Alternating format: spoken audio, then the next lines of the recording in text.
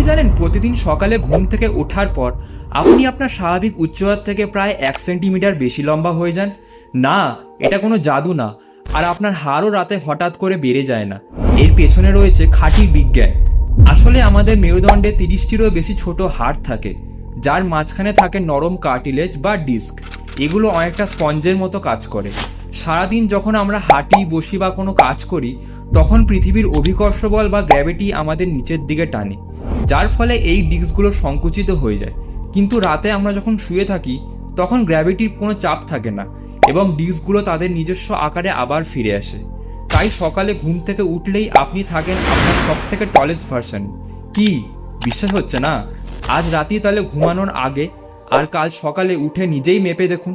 আর এমনই সব ইন্টারেস্টিং ফ্যাক্টের জন্য ফলো করুন আমাদের চ্যানেল বঙ্গ ফাইলসকে।